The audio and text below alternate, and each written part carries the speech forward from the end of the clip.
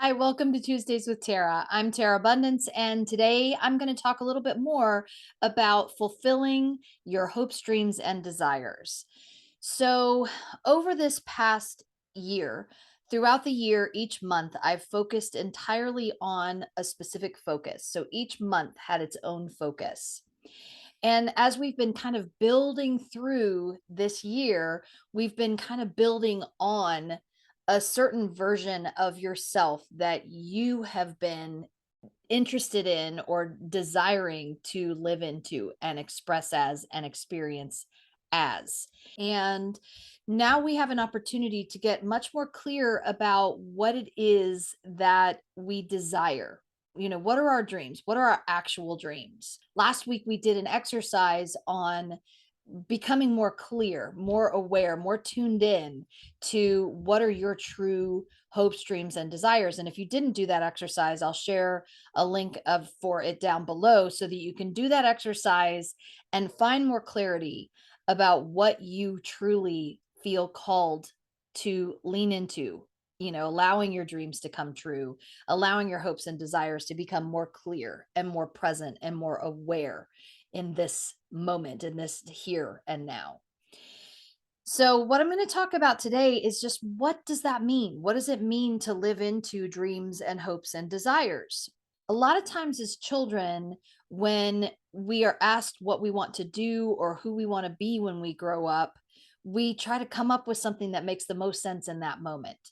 And that's based on very little amount of time. No, not a whole lot of experience has been had to lean a little more into what do we feel like doing when we become an adult. And so a lot of times we answer from a place that makes the most sense in that moment. Also, sometimes we tap into something that we feel deep down inside.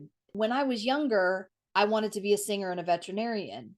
I became a singer and then I stepped away from that to do some new things around voice. And I tried being a veterinarian and that didn't fit me, and I stepped into health and wellness and nutrition, and that seemed to fulfill me more than anything. And so I've combined all the things that I've tried and dabbled in and worked in throughout my life to become a vocal empowerment coach and to support people in living their best and highest good. That was not something that I thought I was going to be doing when I was a kid. And so when we stop and think about what we want to do with our lives, what are our hopes, dreams, and desires? We only know what that is based on the experiences that we've had, based on the practices that we've done, based on the steps that we've taken, the work that we've done. So you can ask a child what they want to do, and you can even have them do a meditation or a process or a practice around what do you see yourself doing in 5 years or 10 years. And they're going to tell you one certain thing. They're going to see certain things in their mind's eye based on their experiences and their practices. And then you can ask somebody in their 20s, in their 30s, in their 40s, in their 50s, 60s, 70s, 80s, and up. And it's going to be slightly different every time. We're still the same person, but we have different experiences. So today, instead of worrying so much about what your life is going to look like 25 and 40 and 50 years from now, maybe you can give yourself permission to kind of just tune into what you want to be doing in the next 2 years or the next 5 years. Now, some people don't work that way. That tends to be how I work best. And some people are very focused on a 10-year plan, a 15-year plan, and so on, and that's okay too. If this particular concept or idea doesn't work for you, then definitely find the kind of support system that you need to help you focus on building the career that you feel you're meant to be doing in this moment. Based on this experience, that I like to do is 2 to 5 years in the future, or even a few months in the future. What does it feel like to be living into your hopes, dreams, and desires? The exercise that I shared last week is definitely a great place to kind of plug into that. So I highly recommend trying that and, get some clarity for yourself. And beyond that, what does it feel like to think about yourself, a little bit further in the future? What does it feel like to imagine yourself living the life of your dreams? If you're not sure and you don't know what to do next, then of course try the exercise that I shared last week, or talk to a life coach, talk to someone like a therapist, talk to people who are doing things that you feel kind of interested in, but you don't really know if that's the direction you want to go in. Ask questions, tap into a way to support yourself to move forward in your life. And when you do that, you're going to find that answers kind of come out of seemingly nowhere.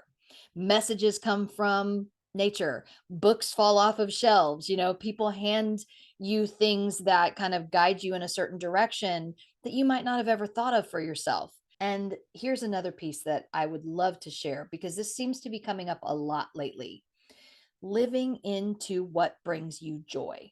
So, what does joy feel like in your body? It doesn't have to be just a blissful moment. It's usually something that kind of spreads out throughout your energy. It could be something that shifts your perspective and shifts your energy, and in such a way that it takes you down a whole new pathway, or it fills you up in such a way that you no longer feel stuck doing the things that you've been doing. And so, what does joy feel like to you? What does it feel like inside? Take just a moment, put your hands on your heart and close your eyes. Maybe take a deep breath. Feel into joy. What does joy feel like? Think of a moment in your life that you have felt joyful, something that you have truly, truly enjoyed, that filled you up and motivated you and inspired you to do new things or to try new things or to keep moving forward or to think differently. What does joy feel like? Where do you feel it in your body? How does it make you feel in terms of the emotions that might come up around this joy? Breathe into the emotions. Breathe into the feeling.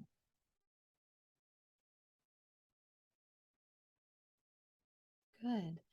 And now just open your eyes, drop your hands if you feel like it. And when you think of that thing that brings you joy, what do you think it took for you to get there? Was it something that someone motivated you to do or inspired you to do? Was it something that you felt called to try and you just tried it even though you weren't sure what you were doing? Is it something that you wear? Is it something that a person that you enjoy being with, or an experience that you like to have? When you tap into that joy, can you imagine yourself living into that joy more regularly, more consistently, more often? This is the future that we're talking about that allows you to live into your hopes, dreams, and desires. And again, future could be 10 minutes from now. Future can be, 2 weeks from now, 2 months from now, 2 years from now. It doesn't really matter what future we're talking about. All I'm talking about is moving ourselves from one feeling state, which might be stuck or struggling or annoyed or frustrated or angry or uncomfortable, moving into another state, which is joyful, blissful, happy, excited, enjoying life. So the thing about enjoying life is that we're still going to feel sadness, we're still going to feel pain, we're still going to feel anger, we're still going to feel annoyance and frustration, and yet we still have this joy to lean into and to recognize as attainable. So when we live in the state of not joyfulness and then we move into a state of joyfulness, a lot of times we forget what it means to live in that state of not joy. And then sometimes when we're in the state of not joy, it seems impossible to think that we can reach or attain a state of joy. But when we can tap into places where we have felt joy, it reminds us that joy is possible. And so if you've experienced anything that brings you joy, even if you're thinking of something that you might have done when you were a child, riding down a hill really fast, you know, playing outside and climbing trees, something that you did in your 20s, going and hanging out with your friends. Those are things that we can plug into that somehow, some way bring us to that state of recognizing joy. So, what I'm going to suggest that you do this week is to move into that state of joy as often as possible. Give yourself permission to plug into things that bring you joy and then do them a little more often. And that doesn't mean deny the things that you feel you need to be doing, paying bills, going to work, taking care of children or family, or taking care of yourself, or any of those other things. Joy doesn't take the place of living your life. Joy is a part of living your life. And so when we can live into joy more often as we're living our lives, we realize that not only is joy attainable, but it's attainable more often than we might think. So living into your dreams, hopes, and desires really involves allowing yourself to live into the state of joy, the state of what brings us joy. Thank you so much for joining me on Tuesdays with Tara. Be you out loud. Have a blessed and beautiful day, and I'll see you next week.